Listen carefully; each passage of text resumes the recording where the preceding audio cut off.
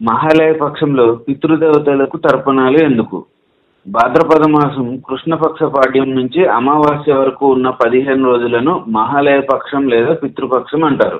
ఇది పితృదేవతలకు అత్యంత ఇష్టమైన కాలం.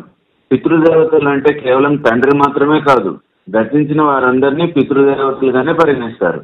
ప్రతి నెల అమావాస్య రోజున పితృదేవతల్ని స్మరించుకుని తర్పణాలు వదలాలి. అయితే ఊహించని విపత్తుల్లో మరణించిన వారో ఏ తిథిన చనిపోయారో తెలియని వాళ్ళు ఈ మహాలయ పక్షంలో తర్పణాలు వదిలితే తమ పితృదేవతలను తృప్తిపరిచి ఆశీస్సులు పొందిన వారవుతారని ధర్మశాస్త్రాలు చెబుతున్నాయి. ఈ పక్షంలో పితృదేవతలకు పెట్టే శ్రాద్ధ కర్మలు, తర్పణాలు వదలడం వల్ల పుణ్యఫలం దక్కుతుందని, వంశాభివృద్ధి కలుగుతుందని శాస్త్రవచనం. స్వర్గస్థులైన వారు ఏ మాసం ఏ తిథిలో చనిపోయారో అదే మాసం అదే తిథి నందు శ్రాద్ధ కర్మల్ని ఏటా నిర్వర్తించాలి. అలా చేయలేని పక్షంలో భాద్రపద మాసంలోని కృష్ణపక్షంలో వారి తిథి రోజు జరిపితే ఆ సంవత్సరం జరిపిన ఫలం దక్కుతుందని శాస్త్రవచనం. ఏ తిథి నందు గతించారో తెలియనటువంటి వారు మహాలయ పక్షంలోని అమావాస్య రోజున శ్రాద్ధ కర్మలు ఆచరిస్తే వారికి సంవత్సరం అంతా శ్రాద్ధం పెట్టిన పుణ్యఫలం దక్కుతుంది. 100 యజ్ఞాలు చేసిన దానికన్నా పితృదేవతలకు తర్పణాలు అందించడం ఎంతో ముఖ్యమని మన మహర్షులు తెలియజేశారు.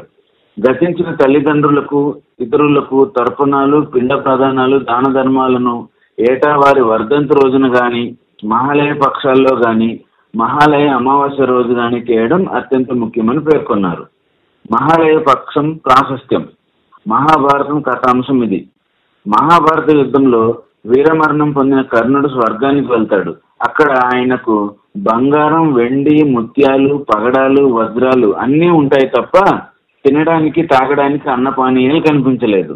అప్పుడు యమధర్మరాజును ప్రార్థించి అన్నీ ఉన్నాయి కానీ తినడానికి, తాగడానికి ఏమీ లేవు ఎందుకు అని అడిగాడు. నీ జీవితకాలంలో నువ్వు అవి తప్ప అన్ని దానం చేశావు, అందుకే అవి లేవు అని సమాధానమిచ్చాడు. మరోవైపు యుద్ధంలో చనిపోయిన వారందరికీ కృష్ణ భగవానుడు తిలోదకాలు ఇప్పించేందుకు సిద్ధమయ్యాడు. బ్రాహ్మణులను పిలిచి పేర్లు చదివించాడు. ఇటు పాండవులు అటు కౌరవుల పేర్లు చదివినప్పుడు తమ వారైతే వారికి తిలోదకాలు వదిలారు. కర్ణుడి పేరు చెప్పగానే ఎవరూ ముందుకు రాలేదు. అక్కడే ఉన్న కుంతీదేవి ఏడుస్తూ కర్ణుడు తన కుమారుడేనని నిజం చెప్పింది. ధర్మరాజా, కర్ణుడు నా పెద్ద కొడుకు, నీ అన్నగారు, నువ్వు తిలోదకాలు విడిచిపెట్టు అన్నది. ఎంత తప్పు చేయించావమ్మా, ఇంటికి పెద్దవాడిని పడగొట్టి సింహాసనం నాకు ఇప్పించావు. మీ వద్ద రహస్యం దాగడం వల్ల ఇంత ఉపద్రవం జరిగింది గనుక ఆడవారి నోటిలో నువ్వు గింజ నానినంతసేపు నిజం నిలబడి ఉండుగాక అని అన్నాడు. ఇదంతా పైనుంచి చూసిన కర్ణుడు నాకెవరూ లేరు కాబట్టి నేను కిందకి వెళ్లి ఉపకారాలు చేసి వస్తాను అని యమధర్మరాజును కోరాడు. ఆయన దానగుణం చూసి ఆయన అనుగ్రహించాడు. భాద్రపద మాసం కృష్ణపక్ష పాడ్యం నుంచి కృష్ణపక్ష అమావాస్య వరకు 15 రోజులు భూమి మీదకు వచ్చిన కర్ణుడు చలివేంద్రాలు, అన్నశాలలు పెట్టి ఉపకారాలు చేసి వెళ్ళాడు. నువ్వు అందరికీ ఇచ్చావు కాబట్టి నీకు అన్నపానీయాలు ఇస్తున్నా అని యమధర్మరాజు అన్నాడు. అప్పుడు కర్ణుడు, ఇలా ఉపకారాలు చేయకుండా వెళ్ళిపోయిన వాడిని నేనే కాదు చాలా మంది ఉన్నారు.